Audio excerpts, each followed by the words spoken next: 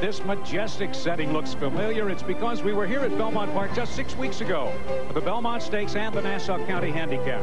Within 48 hours, the New England Classic at Rockingham was canceled, and Belmont shifted the historic Suburban Handicap, traditional July 4th fixture, to today. But that move upset many, including the owners of point leader Best Pal. And we have a muggy afternoon on Long Island for the Suburban, a race with a rich history, won in the past by such horses as Nashua, Bold Ruler, Buckpasser, Forgo, and Kelso. Good afternoon. I'm Dave Johnson, and joining me on the broadcast, Charles C. Canty. Charles C., what was the fallout from that decision to move the race? Well, the most obvious, of course, would be the emergence of Sultry Song as a contender in this series. Horses who compete at this caliber have their schedules laid out far in advance. So when the Suburban was moved, trainer Pat Kelly had nowhere to run Sultry Song.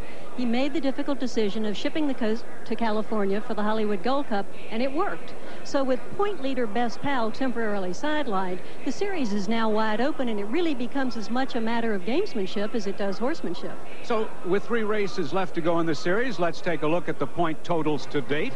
Best Pal, who's in the barn, has 23 points. Strike the Gold, looking for his 3rd win in a row, would jump ahead of the point leader if he finished 1st, 2nd, or 3rd. Twilight Agenda and CADET not here. Sultry Song with 15 points could go to the front with a victory, depending on what Strike the Gold does.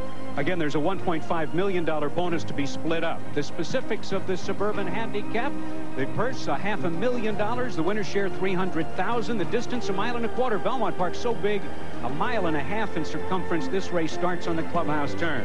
Track condition fast. It's in the low 80s and humid. And let's take a look at the field. Loach and Strike the Gold, both trained by Nick Zito and coupled in the wagering.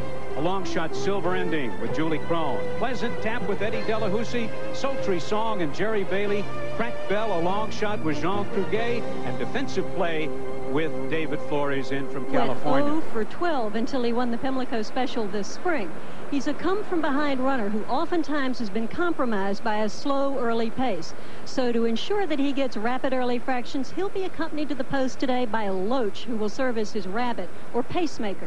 Now, this is an old and accepted practice, and the sole function of Loach is to break out of the gate, go for the lead, and take the field as far and as fast as he can. But there is no guarantee that that will set it up for Strike the Gold's victory. Another horse who would benefit by a fast early foot would be Sultry Song. Well, he was the colt who just got back from California, first Eastern Invader in 34 years to win the Hollywood Gold Cup, and he's still fresh. This is only his 4th start. Pleasant Tap in the field, and this horse had a lot of trouble last out. Well, that was in the Nassau County Handicap, Dave, and it started right at the starting gate. On the left of your screen, you'll see how he breaks very awkwardly. He sort of pops up in the air and kind of shoots Eddie Delahoussaye a little up out of the saddle. That left him 15 lengths back. Now, he normally comes from behind and has to worry about traffic troubles, and today was no different. Once he launched his move around the clubhouse turn, he was in good gear, and as you see here, as they come to the quarter pole, he runs up behind a wall of horses, and Eddie Delahoussaye has to check him sharply here. He drops over on the rail, starts to run again, tries to get through, checks again. And at the wire, he wound up in gear, got through, beaten only a half a length by Strike the Gold. Also in the contest today is Silver Ending, a bay horse with a gray tail, thus the name Silver Ending. And winless since April, a new jockey. The leading jockey of the Belmont meet. Julie Krone picks up the mount for the owners, Beth Costanza and Debbie McAnally. Could it be Ladies' Day at Belmont Park? We'll find out shortly. The folks here like the entry of Loach, the front runner, and Strike the Gold to come from behind her, 3-2. They are the favorites, 2 for the price of 1. Silver Ending is at 24-1. Pleasant Tap, the horse with all that trouble, at 9-5. 3rd choice. 2nd choice is the 8-5 shot Sultry Song. Crackedbell, the longest price on the board, and Defensive Play at 17. And Defensive Play today gets a bit of new equipment, wearing blinkers for the first time. He wore them in a workout the other day. Bobby Frankel liked the way he worked with them and has kept them on for the race. This horse has the ability to win on the East Coast or the West Coast. David Flores, 24-year-old from Tijuana, is in the irons. This is a handicap, and from top to bottom, 112 to 119. So Crackedbell, the lightweight, at 112, and Strike the Gold and Pleasant Tap, co-high weights at 119. Crackedbell making his initial appearance in the series. And there is Silver Ending, and what a day Julie Krone's had. She's had 3 winners already this afternoon. She's recently returned from England, where she won 3 in one day. There's Pleasant Tap, trained by 38-year-old Englishman Christopher Speckert. The stakes record and the track record set last year by NXS in a very quick 1:58.1. Now that's Loach, so watch for the gold cap early. His stablemate, both owned by the same owner. Strike the Gold wears the white cap, so you can separate them, but Loach will be in front. Strike the Gold will be roaring from behind. Here's Sultry Song, the red blinkers. Crackedbell with Jean Cruguet, who won the Triple Crown with Seattle Slew back in '77. And defensive play. They start this race on the clubhouse turn. We're ready for this. And they're off. And along the inside, Silver Ending, but now there goes Loach. And Loach quickly speeds to the front and opens up 2.5 on the field with defensive play in the pink cap on the outside into second position. Crackedbell is on the move from third. Silver Ending at the rail is next. Pleasant Tap followed by Sultry Song. And then far back is Strike the Gold. The entry like bookends here. Strike the Gold is 9 lengths behind the remainder of the field and some 22 lengths from stablemate Loach. Quick early fraction, 22-4. Loach in front all alone, leading it by 9 lengths. Defensive play in the second spot by 2.5, and now Pleasant Tap in the blue and white cap quickly moves through along the inside to be a closer third. Crackedbell is fourth. On the outside, Sultry Song is fifth. Silver Ending is sixth, and far back, Strike the Gold. The half in 46 seconds, and Loach is doing what he was supposed to do, set that honest early pace, and he's getting away here on the far turn with about a 5-length lead. But here comes defensive play cutting into that margin, and along the inside, Pleasant Tap is gaining in third. Crackedbell is fourth, followed by Sultry Song. Silver Ending is next, and Strike the Gold still absolutely last, but beginning to roll a little bit. Now as they move to the top of the stretch, it's still Loach, but here comes defensive play on the outside to challenge. Defensive play with David Flores. Puts ahead in front with a 1/4 mile to go. Defensive play to the front. And now, from the back of the pack, Strike the Gold in the middle of the racetrack is moving up, and also in the blue and white cap, Pleasant Tap. Defensive play leads it. Pleasant Tap charges up on the outside. Strike the Gold in the middle of the racetrack is next, and down the stretch they come, and it's Pleasant Tap with Eddie Delahoussaye drawing clear by 2. A late run by Strike the Gold on the outside, not enough. Pleasant Tap in hand wins it by 1.5 lengths. Strike the Gold was second, and defensive play finished third, and the final time 2 minutes and 1/5 of a second. Charlesy? And so Pleasant Tap has benefited the most from the rabbit Loach.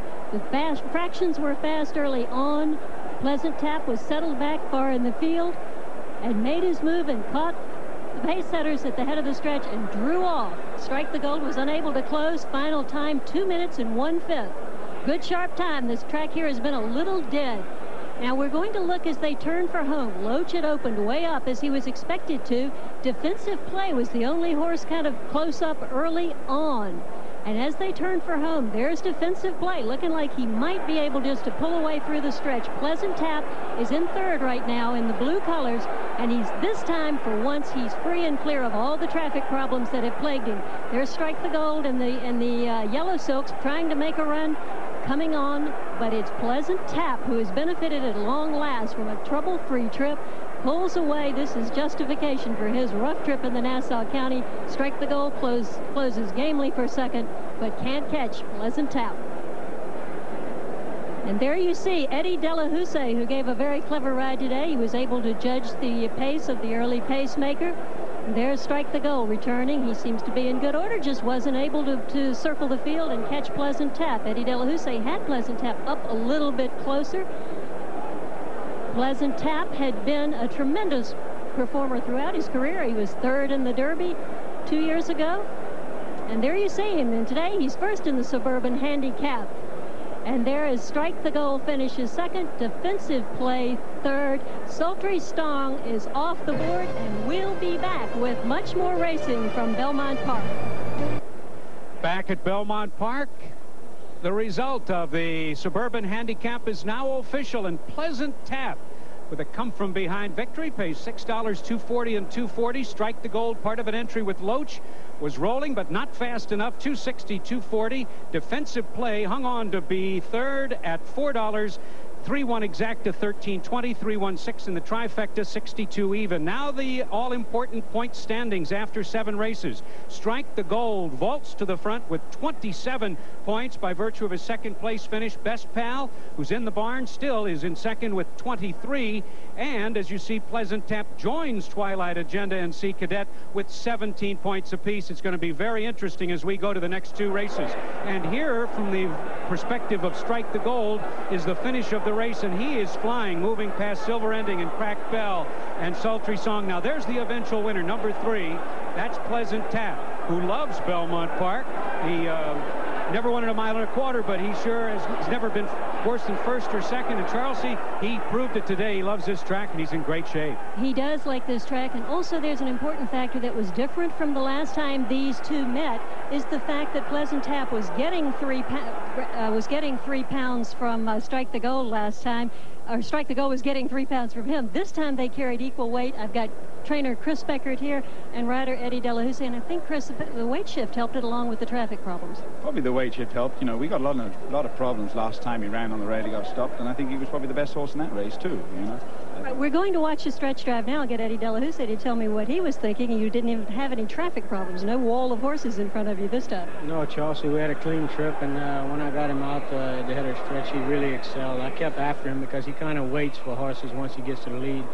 And as you see, about 10 yards before the wire, he'll duck out, and he's just looking around, loafing, but he really ran strong. And as Christopher said, the last race we ran him in, he got a lot of problems that day, and fortunately today everything worked out perfect. It worked beautifully. We'll see Pleasant Tap again in this series, but right now we go upstairs to Dave Johnson.